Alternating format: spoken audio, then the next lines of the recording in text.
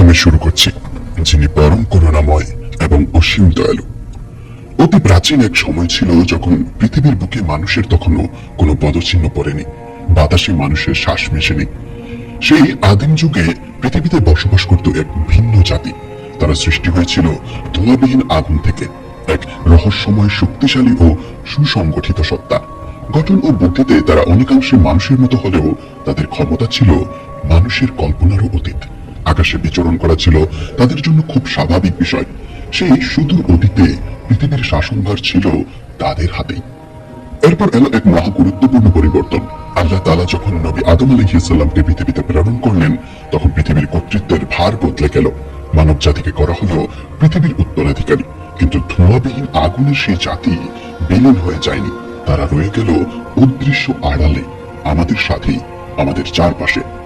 মানুষকে পৃথিবীর খেলাফত দেওয়ার পরও সেই অগ্নিজাত সত্তারা ছিল শক্তিশালী ও অনুসন্ধিৎস। তারা নতুন রাজ্যের সন্ধানে বেরিয়ে পড়ল। পর্বত পেরিয়ে মেঘ ভেদ করে তারার ঊর্ধ্বে নিম্নতম আসমান পর্যন্ত আরোহণ করার কৌশল তারা আয়ত্ত করল। সেখানে ফেরেশতাদের নিকটবর্তী হয়ে আল্লাহর পবিত্র ও অনুগত সৃষ্টির আশেপাশে ঘুরে বেরিয়ে তারা শোনার চেষ্টা করত ঐশ্বরিক ফরমানের প্রতিধ্বনি। ভবিষ্যতে পৃথিবীতে কি ঘটবে তার ক্ষুদ্র ঝলক তারা কখনো কখনো শুনতে পেত, কিন্তু সেই শোনা সত্ত্বেও তারা বিশুদ্ধ রাখত না। সত্যের সাথে মিথ্যা মিশিয়ে বিকৃত করে তারা পৌঁছে দিত পৃথিবীর কিছু দুর্নীতিগ্রস্ত মানুষদের কাছে, জ্যোতিষী, ভবিষ্যৎ বক্তা ও প্রতারকদের কাছে। এভাবে চলছিল মহাবিশ্বের এক প্রাচীন নিয়ম। এই অদৃশ্য অগ্নিজাত সত্তারাই পরিচিত হলো জিন নামে। তারপর কেটে গেল হাজার হাজার বছর। মানব ইতিহাসের এক গুরুত্বপূর্ণ সন্ধিক্ষণে প্রায় ১৫০০ বছর আগে আল্লাহ তাআলা পাঠালেন তার সর্বপ্রিয় ও সর্বশেষ রাসূল। মক্কার নির্জন এক গুহায় মহান ফেরেশতা জিবরাইল আলাইহিস সালাম উচ্চারণ করলেন সেই ঐতিহাসিক আহ্বান, ইকরা। প্রথম ওহী নাজিলের সাথে সাথেই মুহাম্মদ সাল্লাল্লাহু আলাইহি সাল্লাম লাভ করলেন নবুয়াত। আর সেই মুহূর্তে বদলে গেল শুধু পৃথিবী নয়, পুরো মহাবিশ্বের শৃঙ্খলা। অদৃশ্য জগতে ছড়িয়ে পড়ল আতঙ্ক, অস্থিরতা ও বিভ্রান্তি। যে জিনরা যুগের পর যুগ আকাশে উঠে খবর শোনার অভ্যাসে অভ্যস্ত ছিল, তারা আবার চেষ্টা করলো সেই পুরনো পথে হাঁটতে। কিন্তু তারা দেখলো আকাশ আর আগের মতো নেই। যে আকাশ একসময় উন্মুক্ত ছিল, এখন তা সুরক্ষিত, রক্ষিত। যেই তারা উপরে উঠতে চায়, অমনি তাদের পেছনে ধেয়ে আসে জ্বলন্ত আগুনের পিণ্ড, অপরিহার্য, নির্ভুল, ধ্বংসাত্মক। ফেরেশতারা এখন পাহারায়। যেখানে আগে ছিল শূন্যতা, পরিচিত পথগুলো বন্ধ, আকাশ জুড়ে এখন প্রহরা। প্রথমবারের মতো যারা কান পাততে গিয়েছিল তারা আর ফিসফিস শোনেনি। তারা সম্মুখীন হয়েছিল আগুনের জ্বলন্ত ক্ষেপণাস্ত্র ছুটে চলেছে অদৃশ্য আকাশ চিরে, তীক্ষ্ণ, নিরলস, অবশ্যম্ভাবী। যে জিন আসমানের দিকে আরোহণের চেষ্টা করত, তাকেই ধাওয়া করে ধ্বংস করে দেওয়া হতো। কোরআন এই জ্বলন্ত প্রক্ষেপণগুলোর নাম দিয়েছে শিহাব, অগ্নিময় ক্ষেপণাস্ত্র। এই দৃশ্য জিনদের স্তব্ধ করে দিয়েছিল। এমন ঘটনা আগে কখনো ঘটেনি। এত ব্যাপক ভাবে, এত সম্পূর্ণ রূপে, এত চূড়ান্ত সিদ্ধান্তের সাথে। মনে হচ্ছিল আসমান নিজেই নিজেকে সুরক্ষিত করে নিয়েছে। ভীত ও বিভ্রান্ত জিনরা একত্র হয়ে পরামর্শ করল। অবশেষে তারা একটি সিদ্ধান্তে পৌঁছালো। পৃথিবীতে নিশ্চয়ই নতুন ও তাৎপর্যপূর্ণ কিছু ঘটেছে, যার ফলেই এই মহাজাগতিক প্রতিরক্ষা ব্যবস্থা সক্রিয় হয়েছে। সেই রহস্য উদ্ঘাটনের জন্য তারা পৃথিবীর পূর্ব থেকে পশ্চিম পর্যন্ত ছড়িয়ে পড়ল।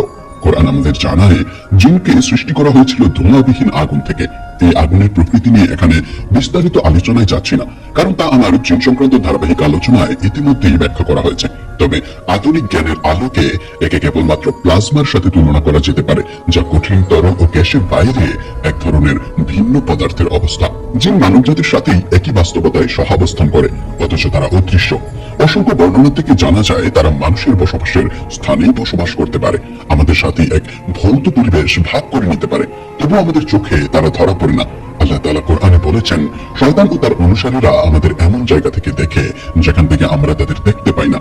এটি আমাদের এবং তাদের জগতের মধ্যে অনুভূতির এক মৌলিক অসামঞ্জস্যের দিকের ইঙ্গিত করে। এই বাস্তবতা ইঙ্গিত দেয় যে জিন এমন এক ভিন্ন স্তর বা মাত্রায় কাজ করে, যা আমাদের জগতের সাথে ওভারল্যাপ করলেও মানব ইন্দ্রিয়ের কাছে অপ্রাপ্য।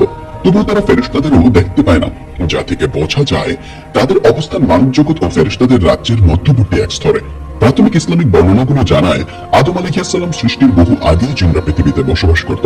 ইবনে আব্বাস রাদিয়াল্লাহু তাআলা আনহু বলেন, এই পৃথিবীর প্রথম বাসিন্দাই ছিল জিন। তারা সমাজ গড়ে তুলেছিল, সংখ্যায় বৃদ্ধি পেয়েছিল এবং পৃথিবীর উপর কর্তৃত্ব প্রতিষ্ঠা করেছিল। মানুষের মতো তাদেরও ছিল স্বাধীন ইচ্ছা।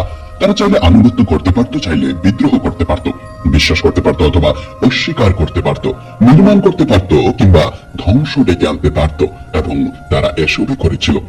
তাবারি সহ অন্যান্য প্রাচীন ঐতিহাসিকদের সংরক্ষিত বর্ণনা অনুযায়ী একসময় জিনরা পৃথিবীতে ব্যাপক দুর্নীতি ছড়িয়ে দেয়, সহিংসতা হয়ে ওঠে, নিত্যদিনের ঘটনা, রক্তপাত শুরু হয়, তাদের সমাজে আইন ও শৃঙ্খলা ভেঙে পড়ে। সেই সময়ই ইবলিশ আসমানে ফেরেশতাদের মাঝে অবস্থান করছিল, এক ভিন্ন পর্যায়ে, এক ভিন্ন পরীক্ষার দ্বার প্রান্তে। যখনই ওয়াহি নাজিল হতো তখন ফেরেশতারা এক অদ্ভুত শব্দ শুনতেন। সেই শব্দ শোনা মাত্রই ফেরেশতারা সিজদায় লুটিয়ে পড়তেন এবং ওয়াহি সম্পূর্ণ না হওয়া পর্যন্ত মাথা তুলতেন না। আসমান জুড়ে নেমে আসতো এক গভীর নীরবতা, এক পবিত্র ভয় ও শ্রদ্ধার পরিবেশ। ওয়াহি নাজিল শেষ হলে ফেরেশতারা পরস্পরকে জিজ্ঞেস করতেন, তোমাদের রব কি বলেছেন? যদি ওয়াহি আসমানের কোনো বিষয় সম্পর্কে হতো তবে তারা বলতেন, তিনি সত্য বলেছেন, তিনি মহিমান্বিত, তিনি সুমহান। আর যদি তা পৃথিবীর কোনো বিষয় হতো, অদৃশ্য কোনো ঘটনা, মৃত্যু কিংবা পার্থিব কোনো বিষয়, তাহলে ফেরেশতারা নিজেদের মধ্যে আলোচনা করতেন এবং বলতেন, এমনটাই ঘটবে। এই কথাগুলো শয়তানরা আড়ি পেতে শুনত। এরপর তারা সেই কথার সাথে মিথ্যা মিশিয়ে মানব জাতির মধ্যে তাদের মিত্রদের কাছে পৌঁছে দিত। কিন্তু এক রাতে হঠাৎ করে সবকিছু বদলে গেল। যে জিনরা আসমানের দিকে উড়ে আড়ি পাতার চেষ্টা করত, তাদের উপর নিক্ষেপ করা হতে লাগলো জ্বলন্ত অগ্নিশিখা। আকাশ যেন এক আগুনে ফেটে পড়ল। জিনরা হতবাক হয়ে গেল। এমন ঘটনা তারা আগে কখনো দেখেনি। আতঙ্কিত হয়ে তারা ফিরে গেল ইবলিশের সাম্রাজ্যে। তাদের লোকেরা বিস্মিত হয়ে জিজ্ঞেস করলো, তোমাদের কি হয়েছে? তারা উত্তর দিল, আমাদের আর আসমানের খবরের মধ্যে এক শক্ত বাধা স্থাপন করা হয়েছে, আমাদের দিকে ছুটে আসছে জ্বলন্ত অগ্নিশিখা। তারা আরো বলল, আমরা জানি না পৃথিবীর অধিবাসীদের জন্য কোনো অমঙ্গল নির্ধারিত হয়েছে নাকি তাদের রব তাদের জন্য কল্যাণের ইচ্ছা করেছেন। একথা শুনে ইবলিশ বলল, নিশ্চয়ই নতুন কিছু ঘটেছে। এরপর সে তার অনুসারীদের নির্দেশ দিল পৃথিবীর পূর্ব ও পশ্চিমে ছড়িয়ে পড়তে এবং খুঁজে বের করতে ঠিক কি বিষয়টি তাদের ও আসমানের খবরের মধ্যে প্রতিবন্ধক হয়ে দাঁড়িয়েছে। তাই শয়তানরা অনুসন্ধানে পূর্ব ও পশ্চিমে ছড়িয়ে পড়ল। তাদের মধ্য থেকে একদল তামার দিকে গিয়েছিল। ফেরার পথে তারা অতিক্রম করছিল নবী মুহাম্মদ সাল্লাল্লাহু আলাইহি ওয়াসাল্লামের পাশ দিয়ে। সে সময় নবী সাল্লাল্লাহু আলাইহি ওয়াসাল্লাম সাহাবীদের নিয়ে এক বাগানে ফজরের নামাজ আদায় করছিলেন, উকাস বাজারে যাওয়ার উদ্দেশ্যে। হঠাৎ করে কোরআনের ধ্বনি তাদের কানে পৌঁছালো। তারা থমকে দাঁড়ালো, গভীর মনোযোগ দিয়ে শুনতে লাগলো। শব্দগুলো ছিল ভিন্ন, গভীর এবং হৃদয় কাঁপানো।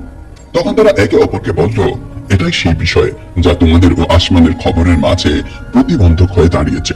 নিজেদের কওমের কাছে ফিরে গিয়ে তারা ঘোষণা করলো, হে আমাদের লোকেরা, আমরা এক আশ্চর্যজনক কোরআন শুনেছি, এটি সঠিক পথের দিশা দেয়, আমরা এতে ঈমান এনেছি।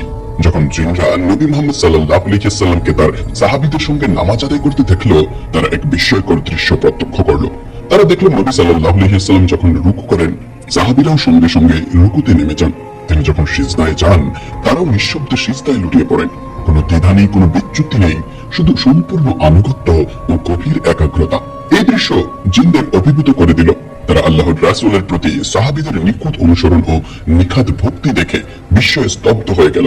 নিজেদের কওমের কাছে ফিরে গিয়ে তারা বলল, যখন আল্লাহর বান্দা এই নবী দাঁড়ান, তখন মনে হয় যেন তার চারপাশে সাহাবীরা পাখির ঝাঁকের মতো জড়ো হয়ে গেছে। তার প্রতিটি কাজের প্রতি তারা সম্পূর্ণ অনুগত, প্রতিটি ইশারার প্রতি গভীর মনোযোগী। এটাই ছিল প্রথমবার যখন জিনরা কোরআন শুনেছিল এবং নবী সাল্লাল্লাহু আলাইহি ওয়াসাল্লামকে দেখেছিল। সেই মুহূর্তে নবী সাল্লাল্লাহু আলাইহি ওয়াসাল্লাম তাদের উপস্থিতি জানতেন না, আর তাদের উদ্দেশ্যে বিশেষভাবে কোরআন তেলাওয়াতও করেননি। তারা কেবল শুনেছিল নীরবে, গভীর মনোযোগে। এরপর আল্লাহ তাআলা সূরা আল-জিন নাযিল করেন। এই সূরার মাধ্যমে নবী সাল্লাল্লাহু আলাইহি ওয়াসাল্লামকে জানিয়ে দেওয়া হয় জিনদের সেই কথোপকথন ও কোরআন শুনে তাদের প্রতিক্রিয়ার কথা। কোরআন ঘোষণা করে, বলুন হে নবী, আমার কাছে ওয়াহী করা হয়েছে যে জিনদের একটি দল কোরআন শুনছে। এরপর তারা তাদের কওমের কাছে ফিরে গিয়ে বলেছে, নিশ্চয়ই আমরা এক বিস্ময়কর কোরআন তেলাওয়াত শুনেছি, এটি সঠিক পথের দিশা দেয়, তাই আমরা এতে বিশ্বাস করেছি এবং আমরা আমাদের রবের সাথে ইবাদতে কাউকে শরীক করব না। তারপর সেই জিনরা নিজেদের মধ্যে বলতে লাগলো, আমাদের রবের মহিমা অতি উচ্চ, তিনি কোনো স্ত্রী গ্রহণ করেননি, কোনো পুত্র নেননি। আমাদের মধ্যকার নির্বোধরা আল্লাহ সম্পর্কে চরম অযৌক্তিক কথা বলতো, আর আমরা সেই ভ্রান্তির অনুসরণ করেছিলাম, এই ধারণায় যে মানুষ কিংবা জিন কেউই আল্লাহ সম্পর্কে মিথ্যা বলবে না। রাসূলুল্লাহ সাল্লাল্লাহু আলাইহি ওয়াসাল্লাম জিন সম্পর্কে বলেছেন, রাতে বাইরে যেও না এবং তোমাদের সন্তানদেরকেও বাইরে যেতে দিও না, কারণ শয়তান বা জিন সেই সময় ছড়িয়ে পড়ে। এই হাদিসটি যেমন দেখায়, আমরা জিনের সাথে এই পৃথিবীতে একসাথে বাস করি, যদিও আমরা ভিন্ন দুটি মাত্রায় আছি। তারা এখনো আমাদের ক্ষতি করতে পারে, বিশেষ করে দুর্বল আত্মিক সুরক্ষা সম্পন্ন ব্যক্তিদের। বৈজ্ঞানিক দিক থেকে আমরা খুব শীঘ্রই মাত্রা নিয়ে কথা বলবো। জিন মানব জাতির অনেক আগে সৃষ্টি হয়েছিল এবং পৃথিবীতে স্থাপিত প্রথম সত্তা ছিল। বর্ণনা অনুযায়ী জিন প্রায় 2000 বছর ধরে পৃথিবী শাসন করেছিল। এই সময়ে তারা জাতি গঠন করেছিল এবং সংখ্যায় বৃদ্ধি পেয়েছিল, কিন্তু সময়ের সাথে সাথে তারা রক্তপাত শুরু করে এবং দুর্নীতি ছড়িয়ে দেয়। সহিংসতা, যুদ্ধ এবং ধ্বংস পৃথিবী গ্রাস করে ফেলে। তখন আল্লাহ ফেরেশতাদেরকে তাদের শাস্তি দেওয়ার জন্য পাঠান। ফেরেশতারা বেশিরভাগ জিনকে ধ্বংস করে দেয়, বাকিদের সমুদ্র, পর্বত এবং জনশূন্য স্থানে তাড়িয়ে দেওয়া হয়। সেদিন থেকে জিনদের মানুষের চোখে অদৃশ্য এক লুকোনো মাত্রায় বসবাস করতে বাধ্য করা হয়। কোরআনে আল্লাহ বলেন, আমি জিন ও মানবকে শুধুই আমার ইবাদতের জন্য সৃষ্টি করেছি। এটি দেখায় যে মানুষের মতোই জিনও ইবাদতের জন্যই দায়ী। তাদের মধ্যে মুসলিম এবং অবিশ্বাসী উভয়ই আছে। তাদের একটি আকর্ষণীয় গুণ হলো তাদের দীর্ঘ জীবন। বেশিরভাগ জিন শত শত বছর বাঁচে এবং কিছু হাজার হাজার বছরও বাঁচে। এই কারণে তারা অতীত সম্পর্কে অনেক জ্ঞান ধারণ করে, কিন্তু যেহেতু তারা অনেক মিথ্যা কথা বলে, তাই তাদের বিশ্বাস করা যায় না। কিছু জিন ভিন্ন রূপ ধারণ করতে পারে। ইবনে তাইমিয়া বলেছেন যে জিন মানুষ এবং প্রাণীর রূপ ধারণ করতে পারে, যেমন সাপ বা বিচ্ছু, এমনকি ঘোড়া বা পাখির রূপও ধারণ করতে পারে। এটিও উল্লেখ করা হয়েছে যে তারা প্রায়শই কালো কুকুর বা কালো বিড়াল হিসেবে আবির্ভূত হয়। কালোকে গুরুত্বপূর্ণ বলা হয় কারণ এটি শয়তানের ক্ষমতা এবং তীব্রতাকে প্রতিফলিত করে এবং এটি তাপ ও আগ্রাসনের সাথে যুক্ত। মানুষের মতো তাদেরও পুরুষ ও মহিলা আছে। তারা বিয়ে করে এবং পরিবার গঠন করে। তারা মানুষের চেয়ে দ্রুত চলে, যদিও তারা মানুষের মতো একই স্থানে থাকতে পারে।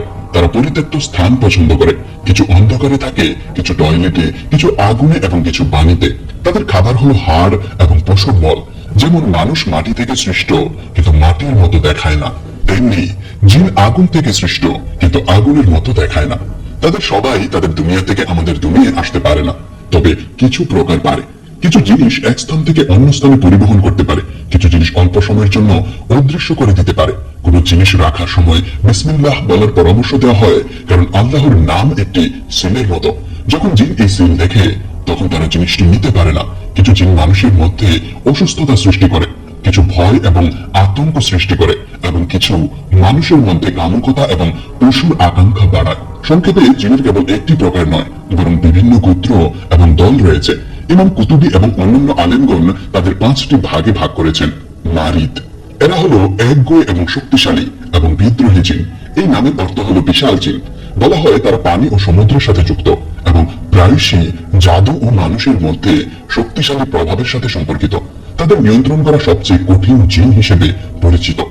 ইফরিত, সবচেয়ে শক্তিশালী, বিপজ্জনক এবং ধ্বংসাত্মক প্রকার। এমনকি কোরআনেও তাদের উল্লেখ করা হয়েছে।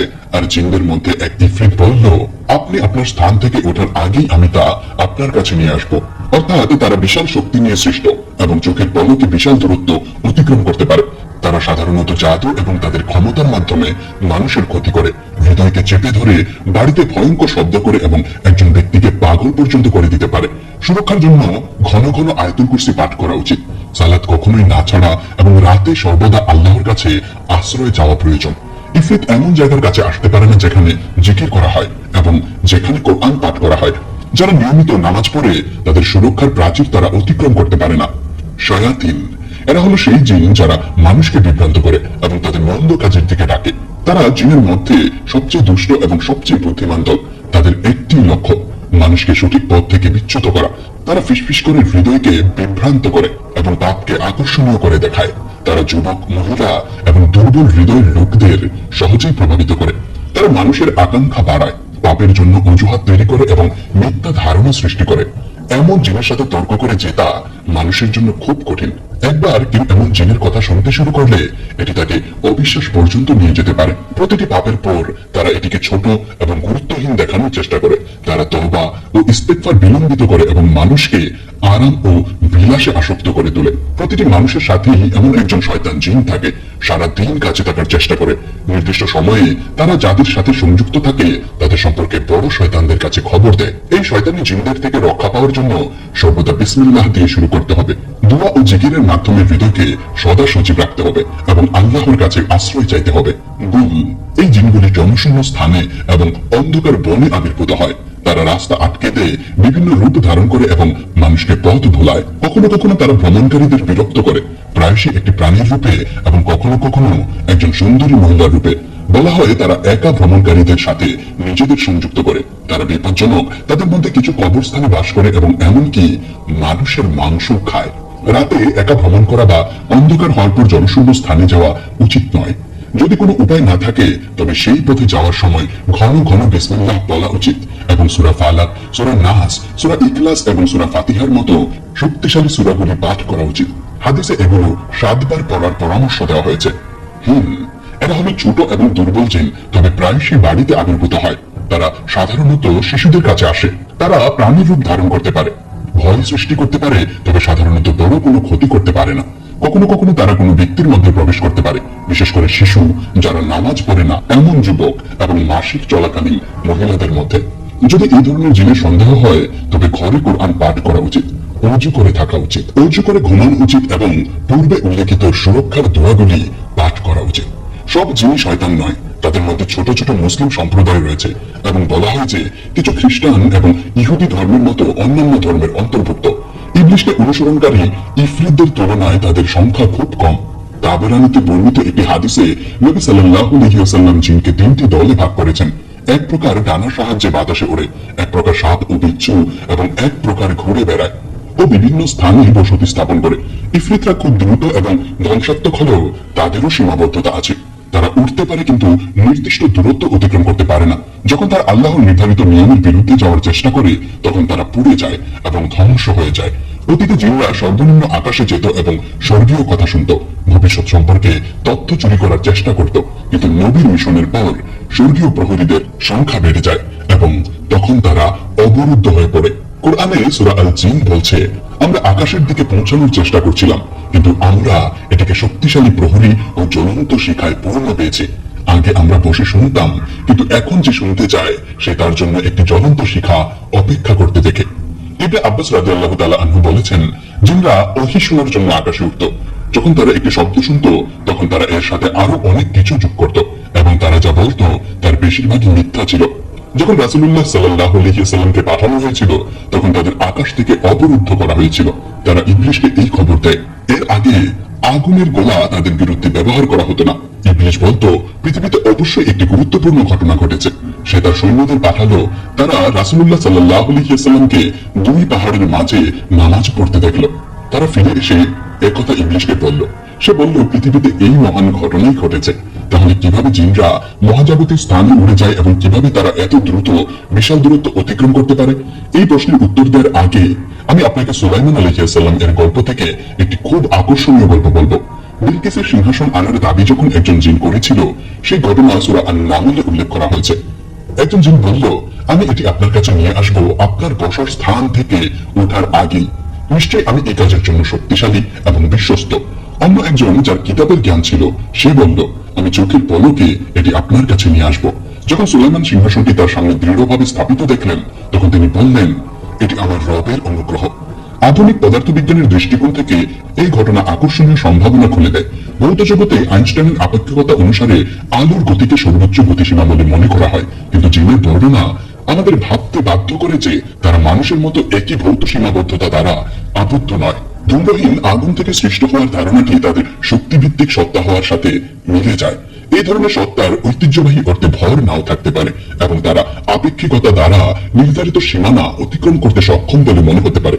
যদি জিন শক্তি বা প্লাজমার মতো সত্তা হয় তবে তারা এমন রাজ্যে চলাচল করতে পারে যেখানে কোয়ান্টাম বা আপেক্ষিকতা আমাদের ভৌত জগতের চেয়ে ভিন্নভাবে কাজ করে।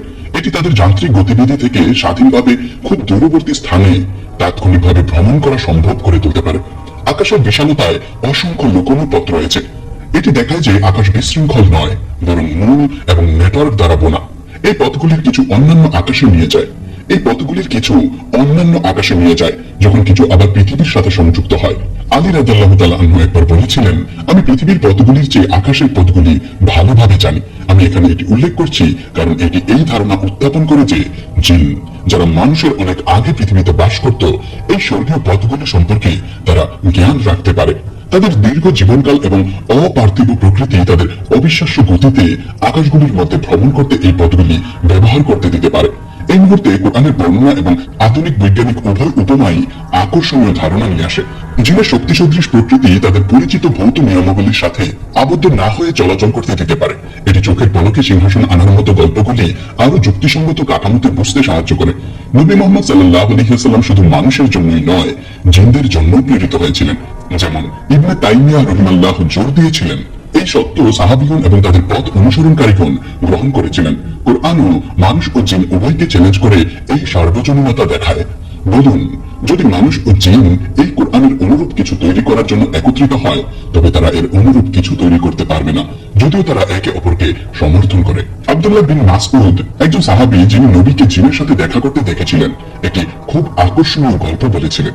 একদিন নবী সাল্লাল্লাহু আলাইহি ওয়াসাল্লাম তার সাহাবীদের জিজ্ঞাসা করলেন, আল্লাহ আমাকে জিনের কাছে কোরআন তেলাওয়াত করার নির্দেশ দিয়েছেন, কে আমার সাথে যাবে? যারা তার সাথে ছিল তারা নীরব ছিল। তিনি দ্বিতীয়বার, তারপর তৃতীয়বার পুনরাবৃত্তি করলেন। আমি বললাম, হে আল্লাহর রাসূল, আমি আপনার সাথে যাব। তাই আমরা যাত্রা শুরু করলাম। আমরা আল হাকুম পর্যন্ত যাওয়ার জন্য ইবের কাছে পৌঁছালাম। নবী একটা রেখা টানলেন এবং আমাকে বললেন, এই রেখা অতিক্রম করে আর যাবে না। তিনি একটু এগিয়ে গেলেন, সেখানে কিছু প্রাণী তার চারপাশে জড়ো হলো। যেমন ছোট উটগুলি তাদের পা উপর থেকে নিচে পাথরের উপর রাখছিল। তারা হাঁটছিল তাদের ছোট ডুগডুগি বাজিয়ে, যেমন মহিলারা তাদের কানে তালা বাজায়। অবশেষে তারা তাকে এত কাছ থেকে ঘিরে ফেলল যে আমি তাকে আর স্পষ্ট করে দেখতে পাচ্ছিলাম না। আমি তার হাত ধরে উঠে দাঁড়ালাম। তিনি আমাকে বসতে ইঙ্গিত দিলেন। যখন তিনি কোরআন তেলাওয়াত করছিলেন, তার কণ্ঠস্বর আরো জোরালো হলো। অবশেষে আমি তাদের দেখা পেলাম না। যখন আল্লাহর বান্দা মুহাম্মদ সাল্লাল্লাহু আলাইহি ওয়াসাল্লাম ইবাদত করার জন্য দাঁড়ালেন, তখন জিনরা কোরআন শোনার জন্য প্রায় তাকে ঘিরে ফেলল। যখন রাসূল ফিরে এলেন, তিনি আমাকে জিজ্ঞাসা করলেন, তুমি কি আসতে চেয়েছিলে? আমি বললাম, হ্যাঁ। হে আল্লাহর রাসূল। তিনি বললেন, এমনটা হওয়া উচিত ছিল না। এরা ছিল জিন যারা কোরআন শুনতে এসেছিল। তারপর তারা তাদের লোকদের কাছে ফিরে গেল এবং তাদের ভীতিকর রূপে সতর্ক করলো। জিনরা তাদের লোকদের কাছে ফিরে গিয়ে বলল, নিশ্চয়ই আমরা একটি চমৎকার তেলাওয়াত শুনেছি যা সত্যের দিকে পরিচালিত করে এবং আমরা এতে বিশ্বাস করেছি। আমরা কখনোই আমাদের রবের সাথে কাউকে শরীক করব না এবং আমাদের মূর্খ ইবলিস আল্লাহ সম্পর্কে ভুল কথা বলেছে। সহিহ বুখারীতে আবু হুরায়রা রাদিয়াল্লাহু আনহু বর্ণনা করেছেন যে নবী সাল্লাল্লাহু আলাইহি ওয়াসাল্লাম বলেছেন, ইয়েমেনের নাজ অঞ্চল থেকে একদল জিন আমার কাছে এসেছিল। তারা কি চমৎকার জিন ছিল! তারা আমার কাছে আহার চাইল। তাই আমি আল্লাহর কাছে দোয়া করলাম এবং সেই সময় থেকে তাদের আহার প্রতিটি হাড় এবং প্রতিটি বিষ্ঠার মধ্যে রাখা হয়েছিল। আব্দুল্লাহ ইবনে আমর রাদিয়াল্লাহু তাআলা আনহু বর্ণনা করেছেন যে আল্লাহ সৃষ্টিকে 10 ভাগে ভাগ করেছেন। 9 ভাগ ছিল ফেরেশতাদের থেকে এবং 1 ভাগ ছিল অন্যান্য প্রাণী থেকে। ফেরেশতাদের 10 ভাগে ভাগ করা হয়েছিল। তাদের 9 ভাগ ক্রমাগত আল্লাহর তাসবিহ করে এবং 1 ভাগ ছিল নবুয়তের জন্য। অন্যান্য প্রাণীদেরকে 10 ভাগে ভাগ করা হয়েছিল। 9 ভাগ ছিল জিনদের থেকে এবং 1 ভাগ ছিল মানব জাতি থেকে। মানব জাতিকে 10 ভাগে ভাগ করা হয়েছিল। 9 ভাগ ছিল ইয়াজুজ ও মাজুজ থেকে এবং 1 ভাগ ছিল অন্যান্য সমস্ত মানুষ থেকে। রাসূলুল্লাহ সাল্লাল্লাহু আলাইহি ওয়াসাল্লাম বলেছেন, যখন তোমাদের মধ্যে কেউ খায়, সে যেন তার ডান হাত দিয়ে খায়। যখন সে পান করে, সে যেন তার ডান হাত দিয়ে পান করে, কারণ শয়তান তার বাম হাত দিয়ে খায় এবং তার বাম হাত দিয়ে পান করে। তিনি আরো বলেছেন, যখন কোনো ব্যক্তি তার বাড়িতে প্রবেশ করে এবং প্রবেশ করার সময় এবং খাওয়ার সময় আল্লাহর নাম উচ্চারণ করে, তখন শয়তান বলে, তোমার জন্য এখানে কোনো আশ্রয় নেই এবং কোনো খাবার নেই। কিন্তু যদি সে আল্লাহর নাম উচ্চারণ না করে প্রবেশ করে, তখন শয়তান বলে, তুমি থাকার জায়গা এবং খাবার উভয়ই পেয়েছ। এই বর্ণনাগুলি দেখায় যে জিনরা মানুষের মতো খায় এবং পান করে। আল্লাহর নাম উচ্চারণ না করে খাওয়া খাবার শয়তানদের অংশ হয়ে যায়। জিনরা মানুষের মতো বিয়ে করে এবং পারিবারিক জীবন যাপন করে।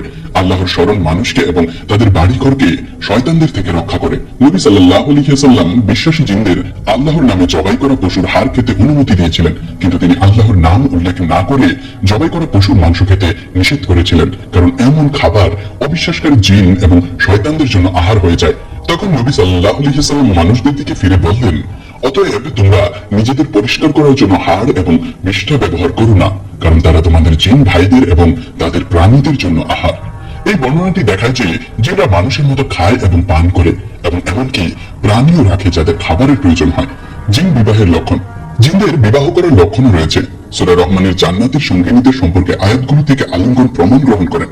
সেখানে থাকবে নারীরা যারা তাদের স্বামীদের প্রতি দৃষ্টি নিবদ্ধ রাখবে, যাদেরকে পূর্বে কোনো মানুষ বা জিন স্পর্শ করেনি। এই আয়াতটি স্পষ্টভাবে দেখায় যে মানুষ এবং জিন উভয় এমন সত্তা যারা যৌন সম্পর্ক স্থাপন করতে পারে।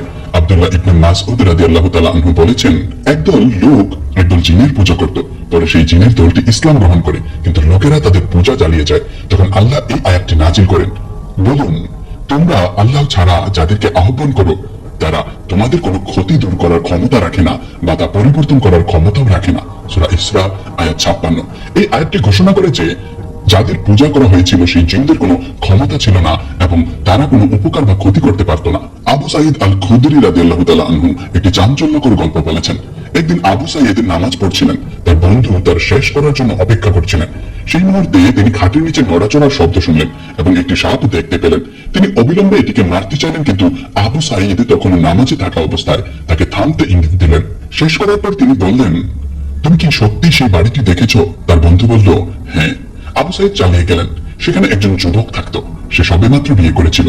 খন্দকের যুদ্ধের সময় সে নবী সাল্লাল্লাহু আলাইহি ওয়াসাল্লামের কাছে তার স্ত্রীর সাথে দেখা করার অনুমতি চেয়েছিল।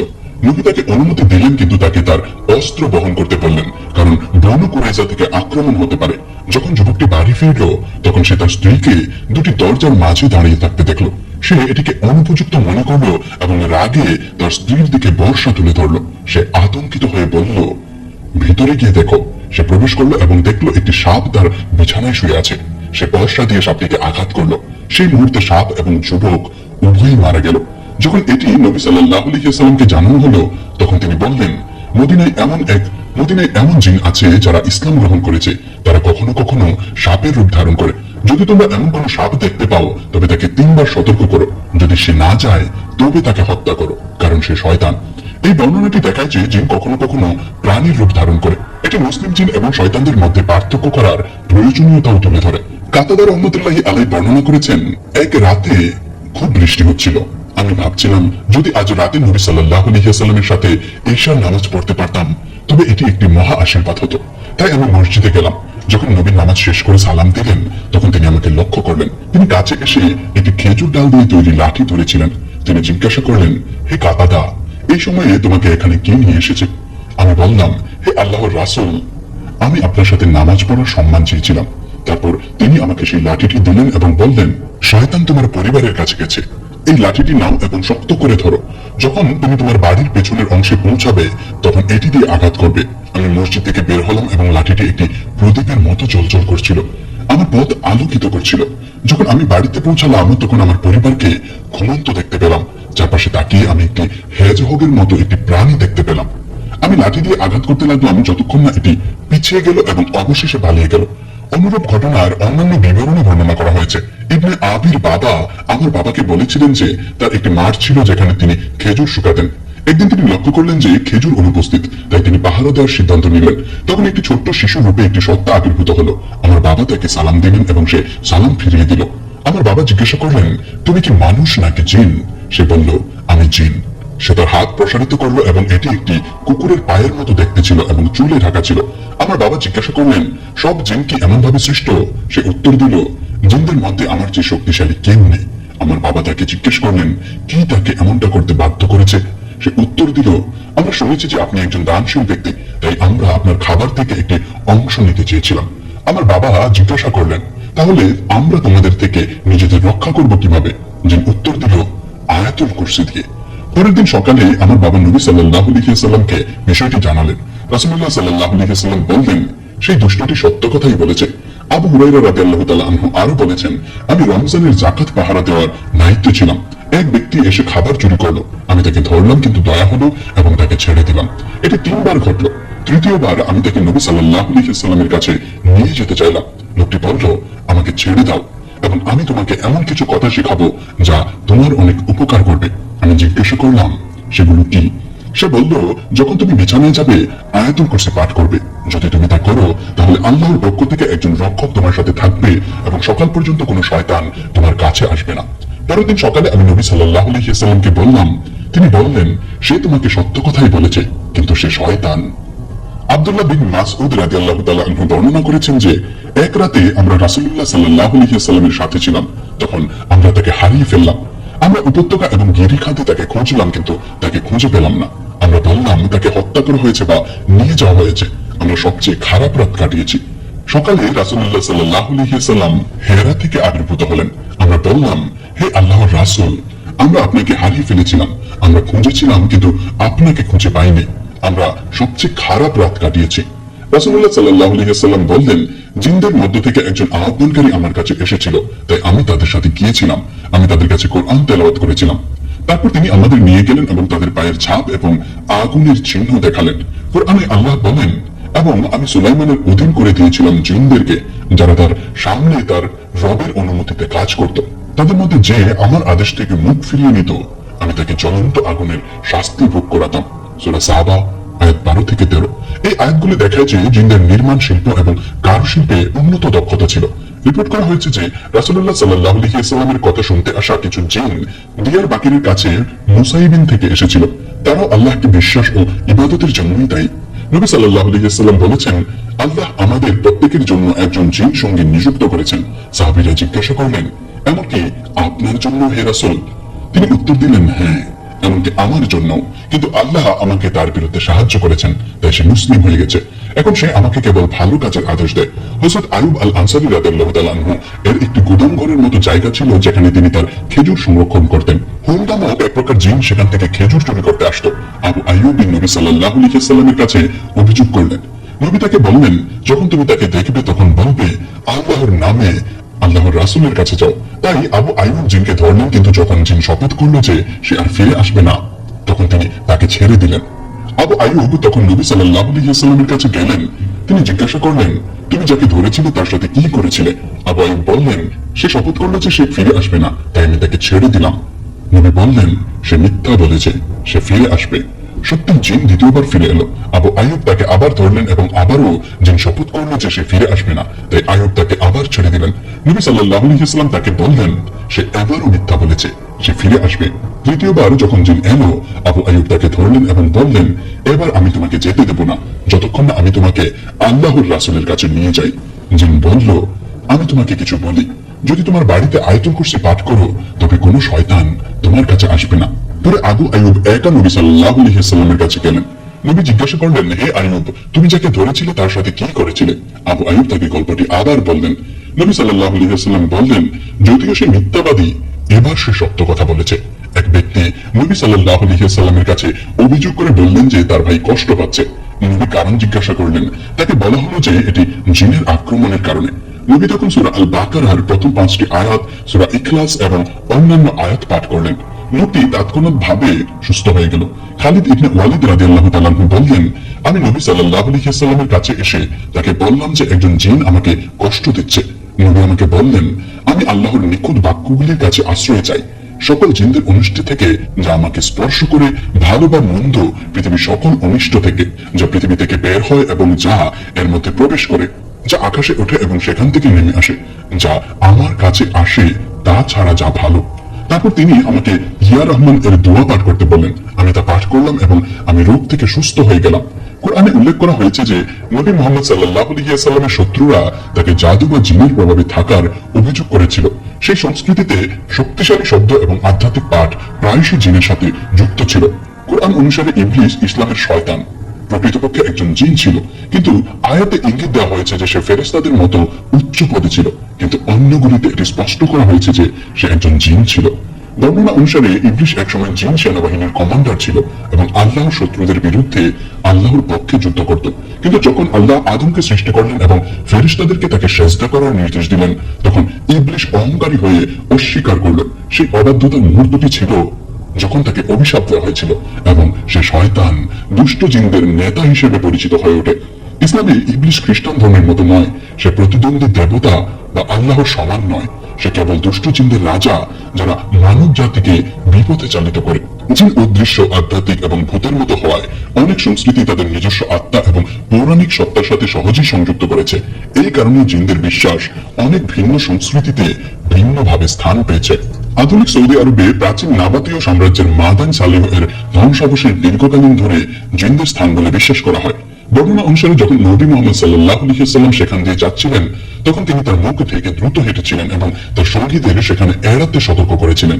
আর একটি বিখ্যাত গল্প হলো উবার শহর সম্পর্কে, যাকে ইরাম দাতু বা ইমাদ বা মরুভূমির অ্যাটলান্টিসও বলা হয়। বলা হয় এটি প্রাচীন আরবের একটি ধনী মহৎ শহর ছিল, কিন্তু বালির নিচে চাপা পড়েছিল। লরেন্স অফ অ্যারাবিয়ার মাধ্যমে একটি গল্প বিখ্যাত হয়েছিল।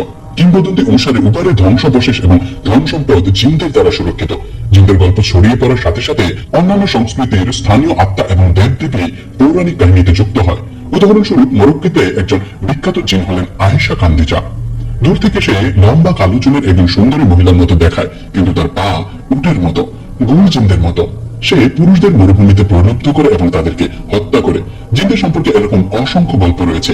তারা মানুষকে আচ্ছন্ন করতে পারে বা তাদের নিয়ন্ত্রণ করতে পারে। তাদের বিতাড়িত করার বিভিন্ন পদ্ধতি বিদ্যমান এবং বিশেষ করে সুফি সাধক এবং রহস্যবাদীরা এতে বড় ভূমিকা পালন করেছেন।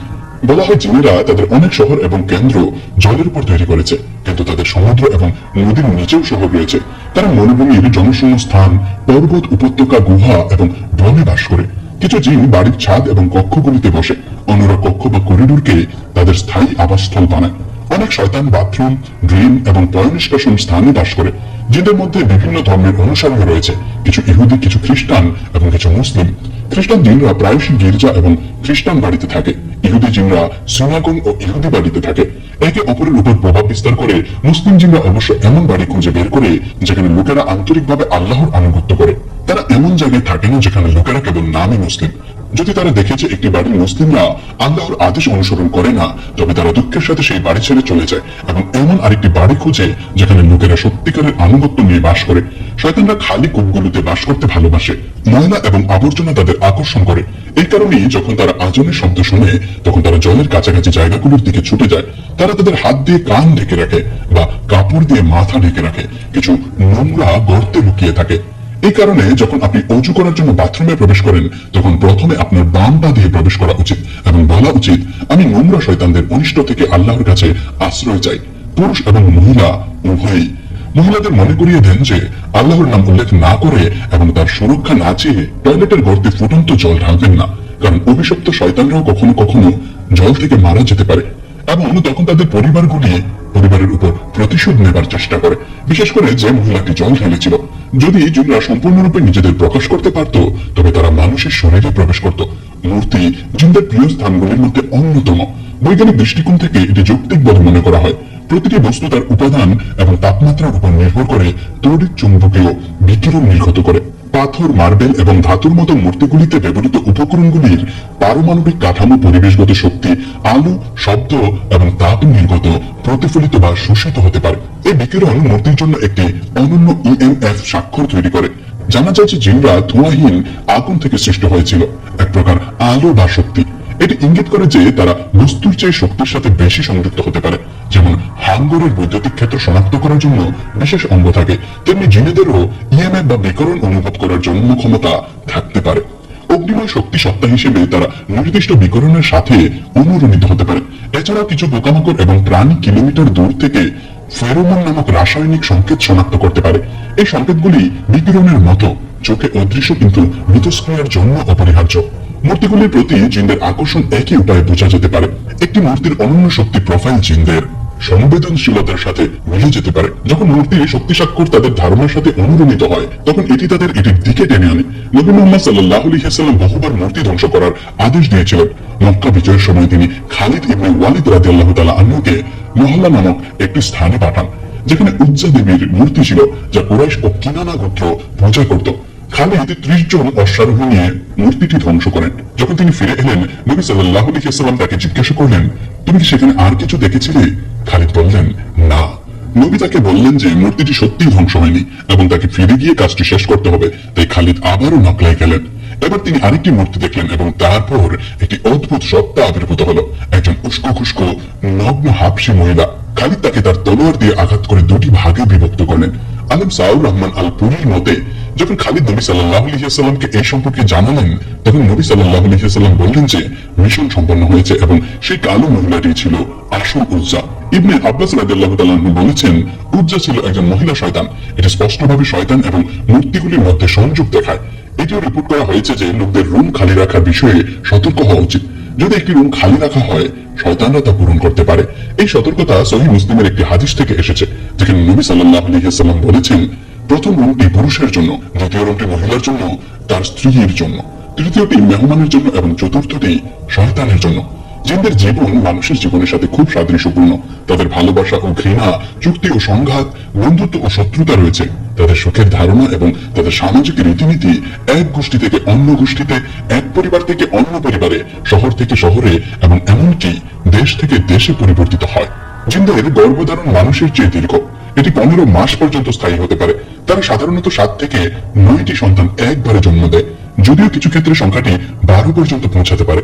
মানুষ এবং জিনের মধ্যে বিবাহ প্রায় অসম্ভব বলে মনে করা হয়, কারণ তাদের সৃষ্টির মধ্যে বিশাল পার্থক্য রয়েছে। আল্লাহ কোরআনে বলেছেন, আর তার নিদর্শনাবলীর মধ্যে এটিও যে তিনি তোমাদের জন্য তোমাদের মধ্য থেকে যুগল সৃষ্টি করেছেন, যাতে তোমরা তাদের মধ্যে প্রশান্তি লাভ করতে পারো, এবং তিনি তোমাদের মধ্যে ভালোবাসা ও দয়া স্থাপন করেছেন। এই আয়াতটি মানুষ এবং জিন উভয়ের জন্যই প্রযোজ্য। মানুষকে মানব সঙ্গী দেওয়া হয় এবং জিনকে জিন সঙ্গী দেওয়া হয়।